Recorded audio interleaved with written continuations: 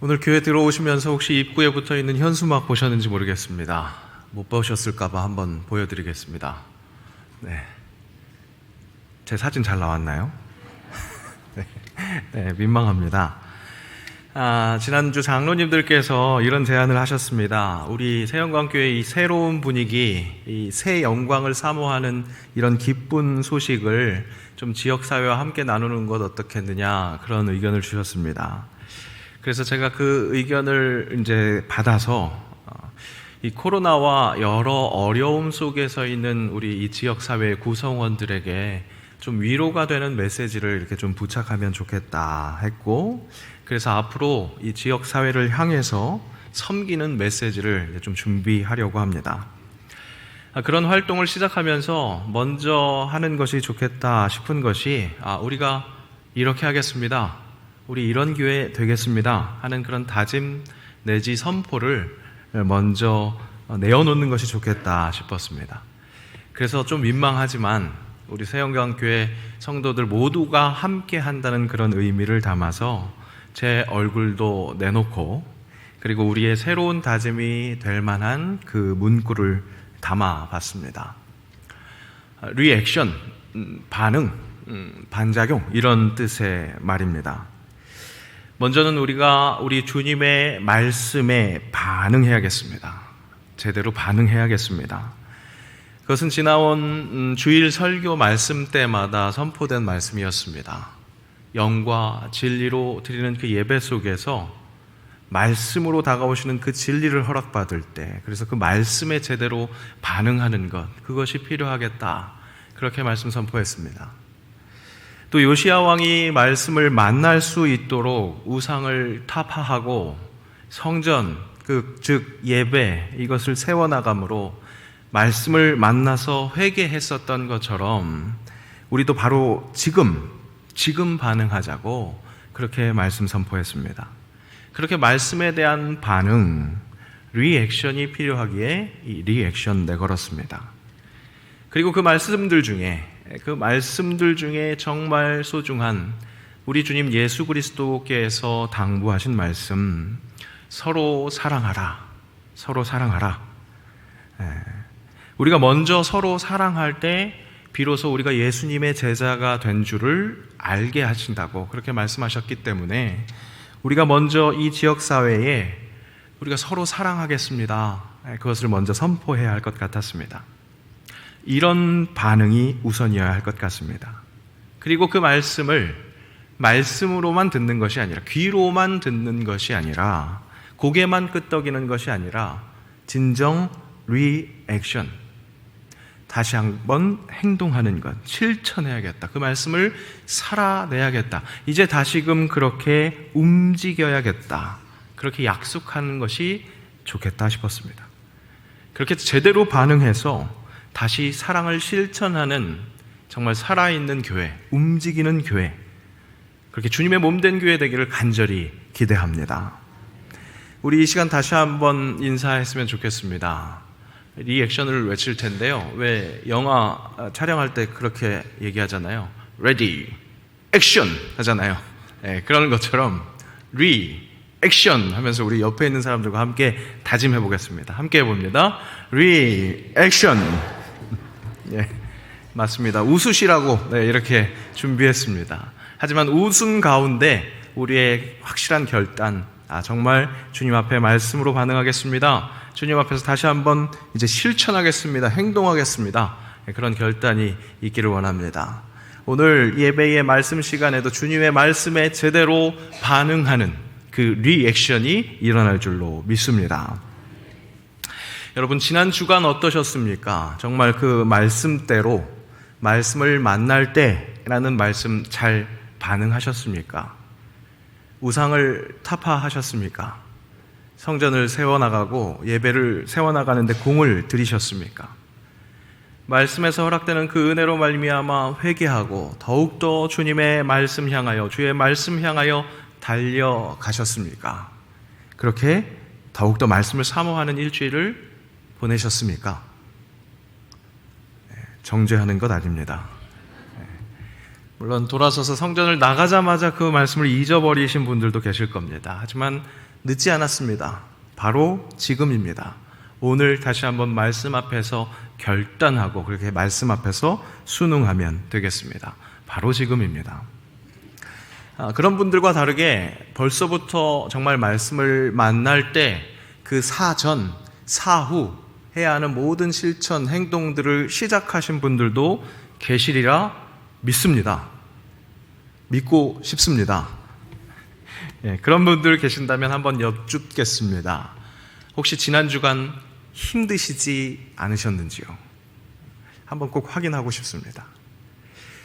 그리고 오늘 다시금 말씀에 정말로 순반응해서 그 말씀을 만나려고 말씀 안에서 은혜를 갖겠다고 그렇게 결단하시는 분들에게 주의부터 드리겠습니다. 그렇게 은혜 안의 생활에 참여하려면 이제 마구 쏟아지는 그 은혜에 이제 정말 한 발 담그려고 하는 그 찰나, 바로 그때 시험이 찾아온다는 겁니다. 사단은 우리가 은혜 받는 것을 가장 두려워합니다. 그래서 그런 조짐이 조금이라도 보인다면 바로 시험하려고 듭니다. 다름 아닌 그런 은혜의 자리에 들어서지 못하도록 그 은혜보다 더욱더 좋아 보이는 것으로 유혹합니다. 분명히 시험은 하나님께서 주관하십니다. 하나님께서 우리에게 시험을 허락하십니다. 테스트하십니다. 그런데 그 테스트는 성적을 내서 커트라인을 산출하고 그 커트라인 밑에 되면 불합격이고 그 커트라인 위면 합격, 패스, 이런 시험이 아니라 우리를 더욱더 성숙시킴으로 인해서 더욱 큰 은혜를 받을 수 있게 하시는 그런 과정입니다. 그런데 그런 바로 하나님의 선한 그 테스트를 틈타서 사단은, 마귀는 템테이션, 유혹으로 침투합니다. 지금 이 말씀을 만날 때 정말 은혜의 때라는 사실을 내가 느끼면 사단이 바로 그것을 감지하면서 그때부터 영적 전쟁을 일으키는 겁니다. 오늘 본문에서도 1절에서 그런 하나님의 계획하심 속에, 테스트를 준비하신 하나님의 계획하심 속에 사단의 유혹 작전이 함께 일어나고 있는 것을 보여주고 있습니다. 오늘 본문의 1절 말씀입니다. 그때에 예수께서 성령에게 이끌려 마귀에게 시험을 받으러 광야로 가사. 분명히 말씀은 기록하고 있습니다. 예수님이 받는 시험, 그 시험을 받으러 나가시는데 그것을 주장하시는 것, 이끄시는 분은 성령님이십니다. 성령께서 이끄셨습니다. 그 테스트가 이루어지는 과정에서 마귀는 유혹으로 우리를 뒤흔들려 하는 겁니다. 예수님의 시험도 바로 이렇게 하나님의 섭리 안에서 마귀의 유혹으로 다가왔습니다. 그리고 예수님이 시험받는 이 때는 다름 아닌 은혜가 충만히 내린 때였습니다. 오늘 본문의 바로 앞달락인 3장의 후반부는 다름 아닌 예수님의 세례 장면을 조명하고 있습니다. 예수님은 죄가 없으시기에 죄를 사함받는 그 세례가 필요 없으신 분이십니다. 그렇기 때문에 세례를 베풀고 있었던 세례 요한이 예수님이 다가오는 것을 보고 깜짝 놀라면서 말했죠. 거절하려고 했습니다. 오히려 내가 당신께 세례를 받아야 합니다. 그렇게 말했습니다.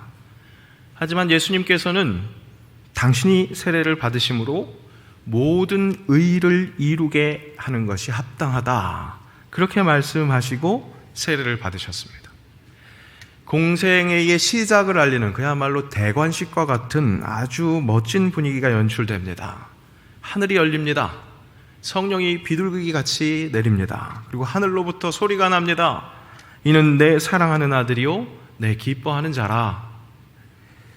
본을 보여주시기 위해서 행한 이 세례부터 은혜가 정말로 본물 터듯이 터지려고 하는 그런 기세였습니다. 그야말로 누구도 의심할 필요 없는 은혜의 때, 그때였습니다. 그런데 바로 그때 시험이 시작된 겁니다. 2주에 걸쳐서 바로 지금 이때를 말씀드렸습니다. 영과 진리로 예배할 때가 오나니 곧 이때라 말씀드렸죠. 또 말씀을 만날 때 지금 이른 것 아니라고, 요시야가 그 어린 나이에 말씀을 만나기 위해서 그 모든 개혁을 단행한 것과 같이 우리에게도 좀 이른 것 같지만 바로 지금이 바로 은혜 받을 만한 때요, 구원의 때라고 그렇게 말씀드렸습니다. 그런데 오늘은 바로 또 그 지금이, 바로 이때가 시험 받을 때이기도 하다는 말씀을 드립니다. 예수님의 그 세례 현장에서 연출된 그 영광스러운 장면으로 인해서 은혜 충만한 그때 시험이 오는 것, 그것을 보면 우리가 얻을 수 있는 교훈이 있습니다. 은혜 충만할 때, 너무나 좋을 때, 좋은 일만 계속 생길 것 같은 바로 그때 우리에게 시험이 올 수 있다는 그 경계, 그렇기에 항상 깨어 있어야 한다는 그 말씀, 그 교훈이 우리에게 허락됩니다. 또 다른 한편으로 주님 앞에 올바로 서기 위해서 정말 안간힘을 쓰고 있는데 이상하게 계속해서 시험 속에 있게 된다면, 계속 시험이 찾아온다면 바로 그때가 또한 은혜의 때라는 것, 그 시험을 통해서 하나님께서 더 큰 은혜를 허락하시기 위함이라는 그 믿음을 가지고 있어야 한다는 겁니다. 그렇습니다. 예수 믿는 사람은, 예수의 제자들은 모든 것이 주의 은혜입니다. 은혜가 있었기에 지금 시험의 때가 되는 것이고, 또한 그 시험을 통해서 더 큰 은혜를 받게 하시는, 그야말로 하나님의 은혜의 굴레 속에 있음을 시인하고 감사해야 할 것입니다. 오늘 예수님이 바로 그런 은혜의 큰 파도 속에서 시험을 대하셨습니다. 멀미가 난 것 같은 그 마귀의 유혹, 물결과 같은 그 마귀의 유혹 앞에 있었습니다. 하지만 그 물결 앞에서도 좀 더 큰 그 파도와 같은 그 은혜의 굴레, 하나님의 뜻을 품으셨습니다. 시험을 허락하신 그 하나님 신뢰하면서 하나님께서 허락하신 그 말씀으로 그 시험을 이기셨습니다. 세례도 우리에게 본을 보이시기 위해서 그렇게 받으셨습니다. 그렇게 본이 되신 것처럼 오늘 시험, 그 시험에 대응하는 말씀으로 그 시험을 이겨내시는 그 모습 또한 우리에게 본을 보여주고 계십니다. 우리가 만나는 이 마귀의 세 가지 유혹, 그것은 점점 더 심화되는 것 같습니다. 그런 모양입니다. 또 우리에게 꼭 있을 법한, 자주 만나는 유혹이라고 할 수 있겠습니다. 그것을 먼저 하나하나씩 살펴보겠습니다. 먼저 마귀는 우리의 1차원적인 본능, 아주 원초적인 본능, 먹을 것을 들이밉니다. 시험하는 자가 예수께 나와서 이르되 내가 만일 하나님의 아들이여든 명하여 이 돌들로 떡덩이가 되게 하라. 그렇게 유혹합니다. 먹고 사는 일, 그야말로 생계입니다. 내 힘으로 먹고 사는 일 책임지라는 겁니다. 정말 내가 하나님의 아들이라면 그 정도는 충분히 내 힘으로 할 수 있다고 그렇게 이야기합니다. 우리 삶에서 아주 당연한 것입니다. 상식입니다. 그런 부분이라고 생각할 수 있습니다. 내 생계를 내가 책임지는 것, 내 입에 풀칠하는 것, 그것은 내가 책임지는 것이지, 그것마저 어디에서 뚝 떨어지기를 바란다면 그것은 너무 무능한 것이라고 생각합니다. 맞는 생각입니다. 틀린 생각 아닙니다. 하늘에서 그저 모든 것이 거저 떨어질 것, 그렇게 바라는 것, 그러면서 나태하는 것, 그것은 하나님이 바라시는 것 아닙니다. 다만 우리의 먹고 사는 그 모든 것 또한 주관자가 하나님이라는 사실은 철저히 인정해야 합니다. 그분이 우리 삶의 확실한 주관자가 되시기에 때로는 소출을 허락하십니다. 아주 풍성한 소출을 허락하십니다. 하지만 또 그분이 우리 삶의 확실한 주관자가 되시기에 때로는 무화과 나무잎이 마르게 하십니다. 포도나무의 열매가 없게 하십니다. 하지만 우리에게 그 먹을 것, 물질이 꼭 필요하다는 것 결코 하나님 무시하지 않으십니다. 아니, 무시하지 않으시는 정도가 아니라 그것이 우리에게 꼭 있어야 함을 잘 알고 계시고 그 일에 관심 있으십니다. 예수님 말씀하셨습니다. 오늘 있다가 내일 아궁이에 던져지는 들풀도 하나님이 이렇게 입히시거든 하물며 너희 일까 보냐. 믿음이 작은 자들아, 그러므로 염려하여 이르기를 무엇을 먹을까, 무엇을 마실까, 무엇을 입을까 하지 말라. 이는 다 이방인들이 구하는 것이라. 너희 하늘 아버지께서 이 모든 것이 너희에게 있어야 할 줄을 아시느니라. 하나님 너무나 잘 아십니다. 나보다 나를 더 잘 아시는 하나님이십니다. 그 하나님께서 나의 쓸 것, 나에게 있어야 할 것, 나보다 더 잘 아십니다. 혹 우리가 결핍을 느끼고 있다면, 우리가 뭔가 더 필요하다고 그렇게 간구하고 있다면, 혹시 한없이 좀 더를 요청하는 우리의 욕심은 아닐지 돌아봐야 하겠습니다. 정말 필요한 양만큼 나에게 딱 알맞게 허락하고 계신 것은 아닐까 한번 돌아봐야 합니다. 그리고 무엇보다 중요한 것은 이 마귀의 유혹의 첫 번째로 말씀으로 상대하신 예수님의 그 말씀 말마따나 사람이 떡으로만 살 수는 없습니다.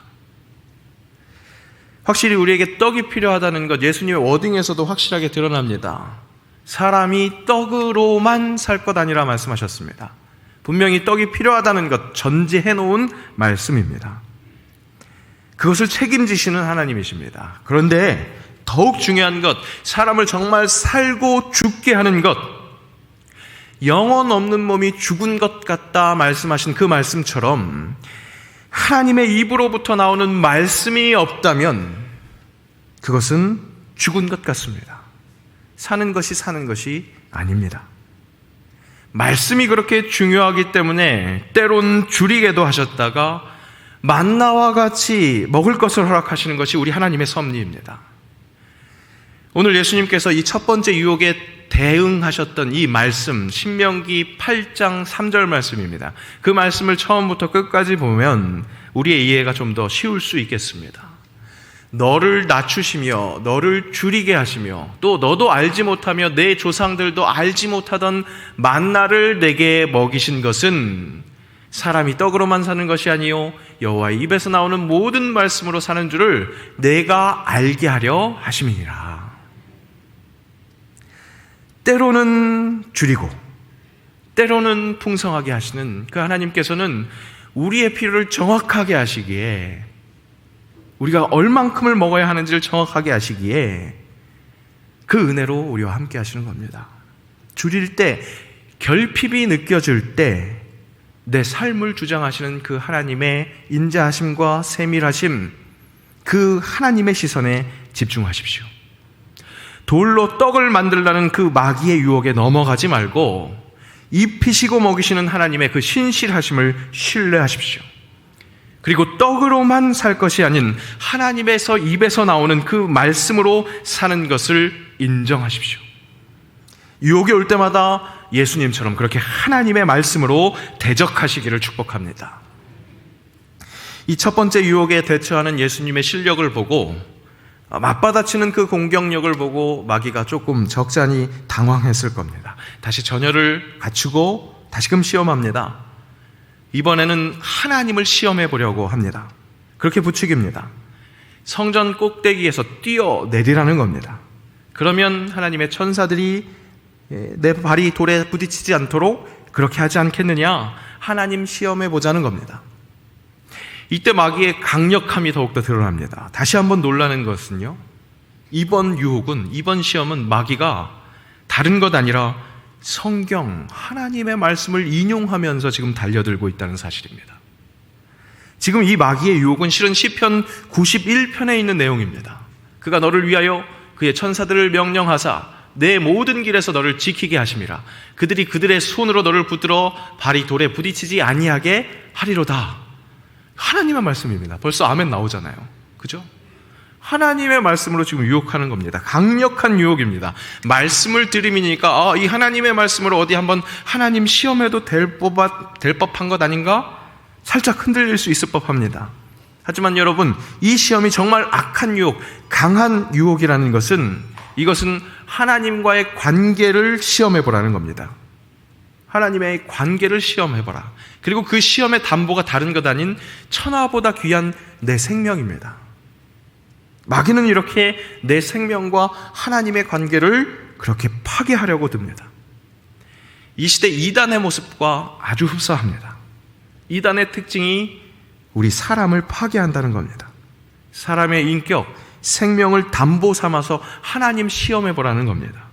그것이 마귀의 전략이고 이 시대 이단들이 그 마귀의 정말 귀신 같은 전략에 놀아나고 있습니다.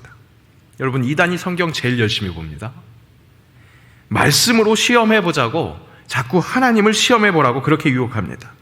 하지만 여러분, 하나님도 우리를 그렇게 시험하지 않으십니다. 하나님이 우리에게 허락하시는 시험은 우리를 살리고자 하는 시험입니다. 우리를 살리시려는 그 시험입니다. 그런데 우리는 스스로 우리 목숨을 담보 삼아서 하나님을 시험하면 이것이 말이 되는 겁니까? 돌을 떡으로 만들려는 유혹에 빠지는 것은 내가 어떻게든 내 힘으로 해보려고 그런 용쓰기였다면, 하나님을 시험하는 이 시험은 나를 아예 버리면서까지 하나님 관계를 시험하는 거기 때문에 나를 죽이고 하나님과의 관계를 깨트리는, 정말 어떻게 보면 첫 번째 유혹보다 훨씬 더 업그레이드된 그런 진화된 강력한 유혹이었던 겁니다. 우리는 내가 바라는 길, 그 길에 막다른 길을 보게 되면 하나님을 협박합니다. 내가 뛰어내려 볼까요? 그래도 하나님 가만히 있으시겠습니까? 그렇게 내 생명과 하나님과의 관계를 담보 잡고 마구 들이댑니다. 그렇게 마귀의 유혹에 넘어가 버리는 겁니다. 하나님 나 사랑하신다면서요. 세상 끝날까지 함께 하신다면서요. 그럼 지금 내가 뛰어내릴 때 천사 보내줘야죠. 그렇게 자기 생각대로 말씀을 자기 기준으로 그렇게 마음대로 해석하면서 자꾸 하나님을 시험하고 윽박지릅니다. 하지만 말씀은 그런 유혹에, 그런 우리를 공격하는 그 유혹에 이렇게 대처하라 말씀하십니다. 주 너의 하나님을 시험하지 말라. 주 너의 하나님을 시험하지 말라. 하나님을 시험해 보라는 그 유혹에도 넘어가지 않는 이 예수님을 상대로 이제 마지막 카드를 내어드는 마귀입니다.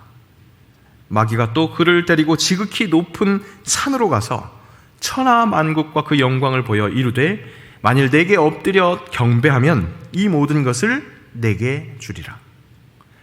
이것은 아예 하나님을 바꾸라는 유혹입니다.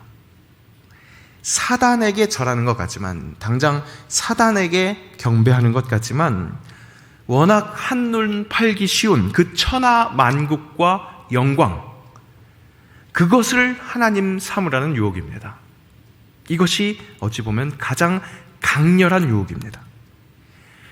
인간이 먹을 것을 가장 탐스러워할 것 같지만, 하나님을 시험하는 것, 때때로 우리를 유혹하기도 하지만, 천하만국과 영광으로 표현된 그 권력과 명예, 이것은 인간 욕망의 최고봉입니다.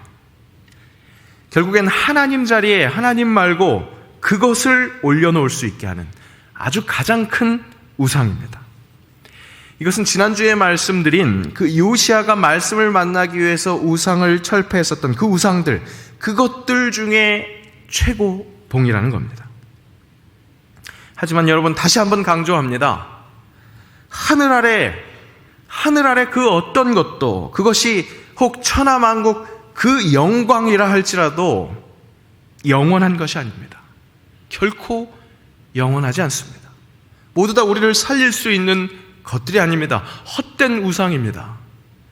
C.S. 루이스의 일침에 우리가 귀 기울여야 할 것입니다.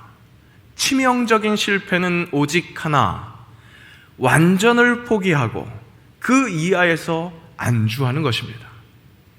치명적인 실패는 오직 하나, 완전을 포기하고 그 이하에서 안주하는 것. 천하만국 영광으로 표현되는 그 권력과 명예, 그 모든 것 확실히 탐스럽습니다. 먹음직합니다. 보함직합니다.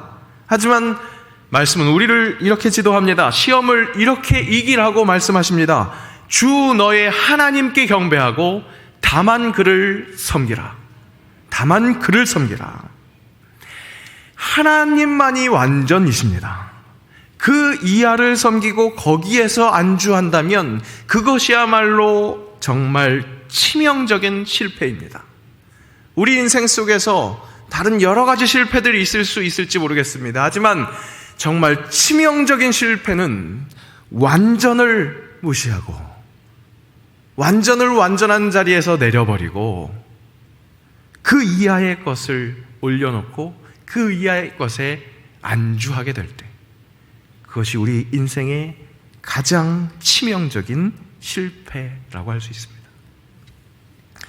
세 가지 시험, 아까 말씀드린 것처럼 가면 갈수록 더욱더 강화되는 것, 강력해 보입니다. 그렇다고 첫 번째 것 무시할 수 없습니다. 우리 삶 속에서 가장 자주 만나는 일이기 때문입니다. 아주 밀접한 유혹이기 때문에 그렇습니다.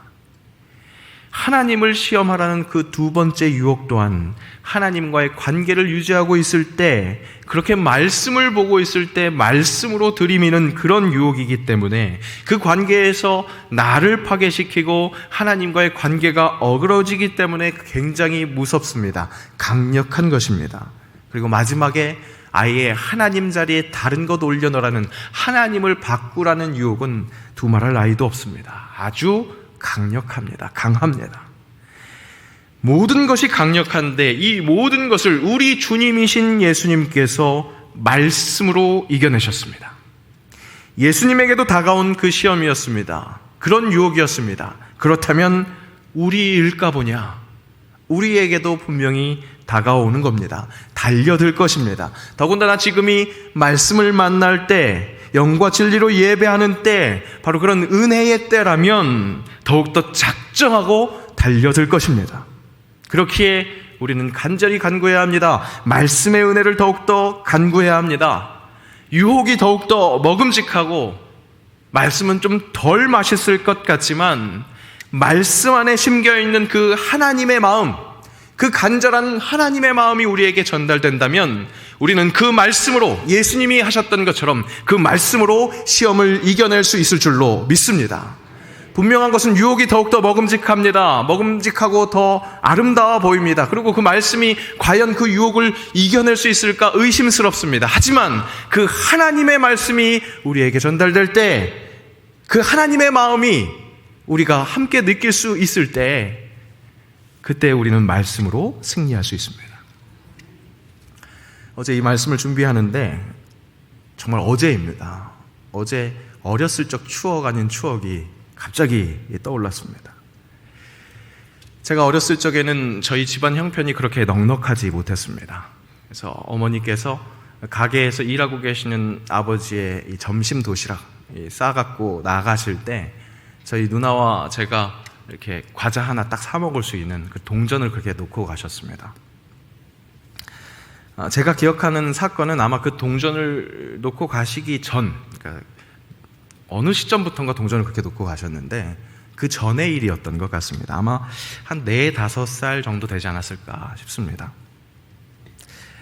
누나와 제가 그날은 먹을 수 있는 그런 간식이 없었습니다. 근데 아마 같은 집에 살고 있었던 다른 새빵살이 하는 동네 형이었던 것으로 기억하는데, 그 동네 형이 새우깡을 하나 사서 우리 앞에서 먹고 있는 겁니다. 근데 그냥 먹고 있는 것도 아니라 이 앞니를 이렇게 갉아가면서 이렇게 먹고 있습니다. 마치 먹고 싶은 눈초리를 보내고 있는, 좀 나눠달라고 그렇게 눈초리를 보내고 있는 우리 남매를 놀리는 듯이 그렇게 맛있게 먹고 있었습니다. 그때 저희 누나가 갑자기 집에 들어가서 동치미 국물을 한 대접 가지고 나왔습니다. 그러면서 보란 듯이 제 입에 그 국물을 떠먹여 줬던 기억입니다. 여러분, 4, 5살짜리 꼬마가 새우깡 먹고 싶지, 그 동치미 국물이 맛있었겠습니까? 그런데 희한하죠? 제 기억에 그 국물이 얼마나 맛있었는지 모릅니다. 새우깡 참 좋아해서요, 요즘에도 과자 사면 새우깡 꼭 사 먹는 편인데, 제가 1부회 때 이 얘기했더니 장로님들이 새우깡 사오셨더라고요. 그래서 그 새우깡 먹을 때 그때 그 동네 형아처럼 이로 갉아 먹기도 하고, 그러기도 하는데 희한하죠. 그 순간만큼은 그 어떤 새우깡 부럽지 않은 그런 동치미 국물이었습니다. 왜 그랬을까? 가만히 생각해 보니까 분명히 동치미 국물은 새우깡보다 확실히 덜 먹음직했습니다. 그렇지만 그 국물을 들고 나온 우리 누나의 마음을 알 수 있었기 때문에 그 새우깡의 유혹을 이기고도 남을 만한 그 동치미 국물 맛을 느끼지 않았을까? 그런 생각 해보게 됩니다. 오늘 식당 가면 동치미 국물 주시는 거 아닌가 모르겠습니다. 우리 눈에 보이는 것으로 유혹이 더욱더 강력합니다. 과연 그렇게 달콤한데, 그렇게 보암직한데, 그렇게 먹음직한데 말씀이 그 강력한 것 이길 수 있을까? 그런 의심이 들 수 있습니다.